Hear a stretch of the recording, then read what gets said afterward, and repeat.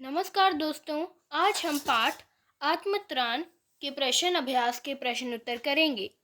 प्रश्न 1, कवि किससे और क्या प्रार्थना कर रहा है? उत्तर, कवि उस दयामय ईश्वर से दुख मुसीबतों से लड़ने और संघर्ष करने की क्षमता प्रदान करने की प्रार्थना कर रहा है। ख, विपदाओं से मुझे बचाओ, यह मेरी प्रार्थना नहीं। कवि इस पंक्ति के द्वारा क्या कहना चाहता है? उत्तर, यहाँ कवि कहना चाहता है कि ईश्वर उसे विपदाओं से न बचाकर उनसे लड़ने और संघर्ष करके झेलते हुए उन पर विजय प्राप्त करने की सामर्थ्य प्रदान करे। ग, कवि सहायक के न मिलने पर क्या क्या प्रार्थना करता है? उत्तर, कवि यह प्रार्थना करता है कि कहीं कोई सहायक न मिले तो उसका अपना पुरुषार्थ, उसकी अपनी शक्ति बनी रहे। अंत में कवि क्या अनुनय करता है? अंत में कवि ईश्वर से यह अनुनय करता है कि वह अपने कर्तव्यों और दायित्वों का वहन निर्भय होकर करे और ईश्वर को सुख के समय सदा याद रखे तथा दुख के समय उसका ईश्वर पर से विश्वास न डगमगाए। ड, आत्मत्राण शीर्षक की सार्थकता कविता के संदर्भ में स्पष्ट कीजिए।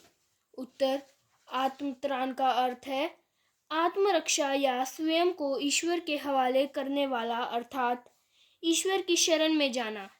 यहाँ कवि ईश्वर से अपनी रक्षा की प्रार्थना नहीं करता है, बल्कि वह उनकी शरण में जाकर उनसे केवल अपनी आत्मरक्षा के लिए संघर्ष करने और लड़ने की क्षमता मांग रहा है। यहाँ आत्मत्राण शीर्षक इसलिए सार्थक है क्योंकि कवि अपनी रक्षा स्वयं करना चाहता है। अपनी इच्छाओं की पूर्ति के लिए आप प्रार्थना के अतिरिक्त और क्या क्या प्रयास करते हैं? लिखिए।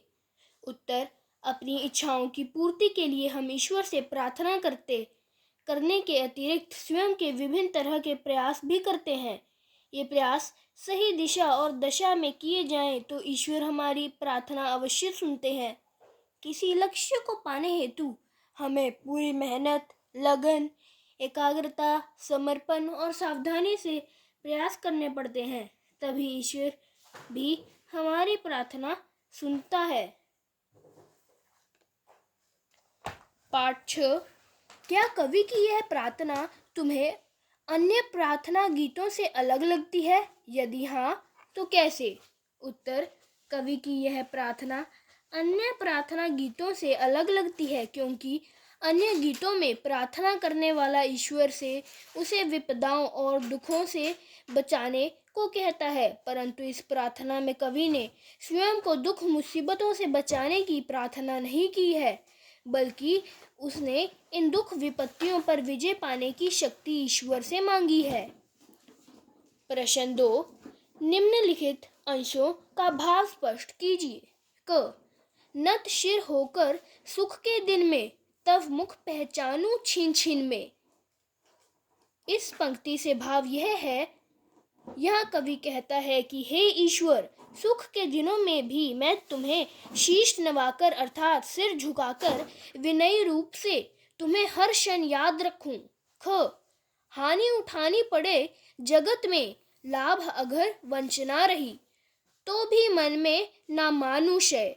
भाव, इस संसार में अपने कार्य करते हुए अगर मुझे दुनिया के छल कपट से अपना विनाश सहन करना पड़े, हानि उठानी पड़े, तब भी हे करुणामय मैं अपने अंतर में इस अपना नाश, अपना क्षय ना समझूं।